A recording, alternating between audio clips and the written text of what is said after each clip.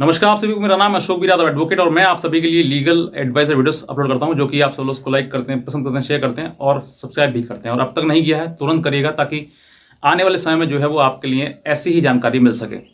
आपने थंबनेल में देख ही लिया होगा कि अब जो है वो पत्नी को फूटी कौड़ी तक नहीं मिलेगी। कारण क्या है उसके मैं बताना चाहूँगा आपके लिए। बहुत सारे ऐसे पति हैं जो मानसिक रूप से कमज़ोर हैं, यानी कि उनके ऊपर केस आया, वो परेशान हो गए, कोर्ट में अपीयर हो गए। कोर्ट में अपीयर होते ही उन पर इंटरिम मेंटेनेंस लगा दिया गया। वो इंटरिम मेंटेनेंस उन्होंने देना शुरू कर दिया।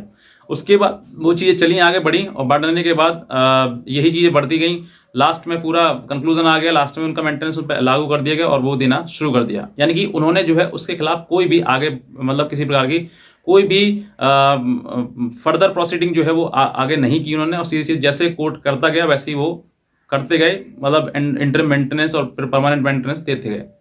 ये सबसे जो गलत काम है पतियों का ये है, ये एक बुराई है। और इस बुराई को मैं चाहूँगा कि आप सब जितने भी पति इस वीडियो को देख रहे हैं, दिमाग से निकाल दीजिए। मेंटेनेंस देना और मेंटेनेंस लेना दोनों में ज़मीन और आसमान का अंतर है।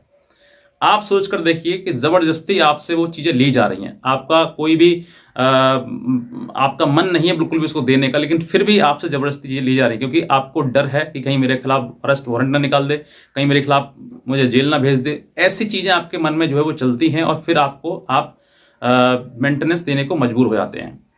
एक केस अलग होता है इसमें। दूसरा केस क्या है कि आपके बच्चे हैं, बीवी तो है ही है, बीवी के गलत कर्मों की वजह से आपने उसको मतलब साइड कर दिया है, फिर वो पत्नी आपको छोड़ के चली गई है, किसी प्रकार से अपने मायके में वो रह रही है और झूठे केस आपके ऊपर लगा रही है, और साथ ही साथ में उसके पास बच्चे भी हैं। जहां बच्चे हैं वहां पर देखिए, मैं उसमें कुछ नहीं कहूँगा, आपकी मर्जी है, आपको जो देना है दीजिए। और मैं तो चाहता हूँ, कहता हूँ आपसे कि अगर आपके बच्चे हैं तो इट्स योर रिस्पॉन्सिबिलिटी कि आपको उनको अच्छे से अच्छे शिक्षा दी जाए, अच्छे से अच्छे उनको पढ़ाया लिखाया जाए, खेल कूद सारी सुविधाएं जो उनको दी जाएं। ये आपकी ड्यूटी है, मैं आपसे निवेदन भी करूंगा इसके लिए।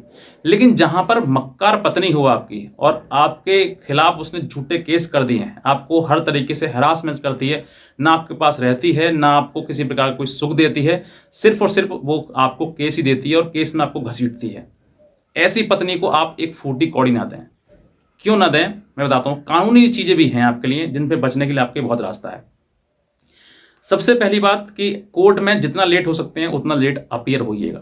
मैं ये नहीं कहता हूं कि आप वायलेशन करें इन चीज़ों का, लेकिन हाँ जितना मतलब आप अपना टाइम खींच सकते हैं उतना टाइम खींचिएगा। साथ ही साथ में जिस तरीके से आपका केस चलता है, आपको लगता है कि एक्सपायरी मेरा हो गया है, तो आपको अपीयर होकर उसको मतलब बताना है कि हमें भी सुना जाए। सुनने के लिए बाध्य है कोर्ट कि आपको भी सुना जाएगा। साथ साथ में अपनी जो भी आपके एविडेंस हैं, जिस तरीके से पत्नी का व्यवहार है, और अगर आपको उसको रखना चाहते हैं तो रखने की लिए बात कहिएगा, साहब मैं तो रखना चाहता हूँ। दूसरा, कोर्ट अगर आपके पास कुछ भी मेंटेनेंस वगैरह आपको लागू करता है तो आप मेंटेनेंस का मतलब पैसा होता है, ये बिल्कुल ना करें, इस चीज़ को कंसिडर ना करें। मेंटेनेंस का मतलब आपको मेंटेन का शब्द समझिए कि आपकी जिम्मेदारी है, पति की जिम्मेदारी है पत्नी को मेंटेन करने की। लेकिन मेंटेन करने का मतलब ये नहीं है कि वो उसके बदले पैसे दिए जाएं। मेंटेन का मतलब ये है कि आप पत्नी के लिए कपड़े, उसके श्रृंगार की जो चीज़ें हैं वो श्रृंगार की चीज़ें, खाने पीने की चीज़ें उनके लिए, ये सब चीज़ें आप पत्नी से कहें कि इसके लिए मतलब कोर्ट में आप कह सकते हैं कि सर मेरी जिम्मेदारी है, मैं पत्नी रखना चाहता हूँ। अगर आप रखना चाहते हैं तो कहें ये बात रखना चाहता हूँ, और रखने के साथ में जो भी इसकी ज़रूरतें हैं उन सभी ज़रूरतों को मैं पूरा करूँगा, मेरा जो दायित्व है मैं उसको पूरा करूँगा। और रही बात इसके बदले मतलब पैसा लेने की, तो बोलना कि पैसा मैं नहीं दे सकता क्योंकि ये जो है पैसा मेरा लेकर किसी दूसरे पे अय्याशी करेगी या फिर किसी गलत काम करेगी, उन पर उड़ाएगी। मैं सॉरी टू से कि आप किसी के लिए गलत लग रही हो चीज़ें, लेकिन बहुत महिलाएं ऐसी है जो हैं वो यही कर रही हैं कि पत्नी जो हैं पति से अलग हो जाती हैं और उसके बाद वो गलत रास्ते पर उतर जाती हैं। तो वो ना करने के लिए आप उसको पैसा बिल्कुल ना दें। कोर्ट में आप कहें, वो पत्नी कहे, कोर्ट भी कहे आपसे, तो कोर्ट में आप कह सकते हैं कि सर इसको जो ज़रूरत है वो लिस्ट में दें, लिस्ट लिख कर दे मुझे, मैं अगली डेट पर जो उसको हर एक चीज़ दूंगा। आप ये कहें। अगर उसको खाने के लिए चाहिए तो राशन पानी जितना भी हो जो लिखवाइए उससे वो दीजिए उसको। दूसरा, अगर कपड़ा पहनने के लिए है तो कपड़ा पहनने के लिए बोलते हैं आप, जो भी आपको मतलब वो शारीरिक चीज़ों के लिए, जीवन के लिए ज़रूरत की चीज़ें हैं वो आप दें उसको। कोर्ट में भरपूर, कोर्ट भी आपको मजबूर नहीं करेगा साहब पैसा ही दो, नहीं, उसके लिए लिस्ट लो, क्या चाहिए आपके लिए, जो चीज़ चाहिए वो। अब कोर्ट जो है वो आपको पैसे के लिए कह सकता है, तो आप कोर्ट में भी ये बात करते हैं सर मैं अपनी पत्नी को अपने साथ रखना चाहता हूँ, आप अगर मुझे मजबूर कर सकते हैं तो इसको भी मजबूर कर सकते हैं कि ये उसके साथ में रहे। रहने के लिए शादी हुई है, अलग अलग रहने के लिए, या फिर कोर्ट में मेंटेनेंस का केस करने के लिए झूठा कई गुना पति की जो है वो सैलरी बताकर उसका हरासमेंट करना, इसलिए शादी नहीं करी है। तो ये आपको चीज़ करनी है। दूसरा, अगर आपके पास मेंटेनेंस बन जाता है, ठीक है, मेंटेनेंस में कहता हूँ बन जाता है, तो आप ऐसा इतनी आसानी से बिल्कुल पैसा मत दीजिए, उसको लड़िए, सेशन कोर्ट में लड़िए, हाई कोर्ट में लड़िए। फिर भी अगर किसी प्रकार से आपको लगता है कि हाँ वो मुझे देना ही है, तो आप ये जो लिस्ट बताई मैंने आपको, इस लिस्ट के अनुसार दीजिएगा। ऐसे डायरेक्ट पैसा किसी को देना बिल्कुल सही नहीं है, क्योंकि आपका कोई भी ऐसा नहीं है कि पत्नी ने शादी कर ली तो फिर पत्नी को अब वो पैसा जो है वो उसको देना ही देना है।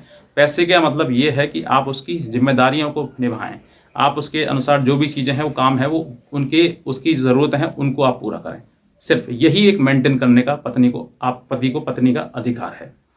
दूसरा, ये तरीका जो है मैंने बताया आपके लिए सिंपल। अगर जो पति जो है वो अपनी पत्नी को अगर मेंटेनेंस नहीं देना चाहते हैं, तो एक और मन में जो आपके सवाल आता है कि सर अगर नहीं देंगे तो जेल भेज देंगे। तो जेल में देखिए आपके लिए कोई बड़ी बात नहीं है, आप नहीं, ऐसे बहुत सारे नेता अभिनेता जिनकी रेपुटेशन समाज में बहुत ज़्यादा है।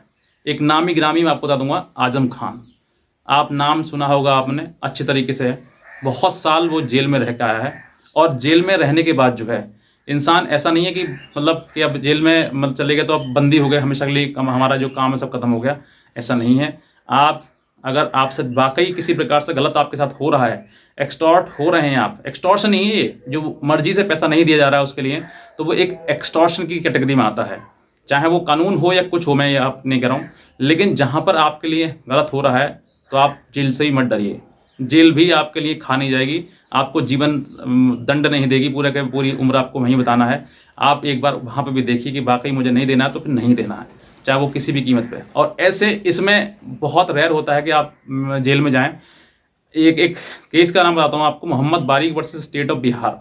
एक ऑनरेबल सुप्रीम कोर्ट का केस है जिसमें कि पति जो है वो इस काबिल नहीं था कि वो मेंटेनेंस जो है वो जितना बांधा था कोर्ट के वो ना मतलब दे सके, इतना वो लायबल नहीं था, इस लायक नहीं था कि वो दे सके। तो उसने जो है वो उसके खिलाफ वारंट निकला, और वारंट, इस केस की मैं कहानी बता रहा हूँ, स्टोरी बता रहा हूँ आपके लिए।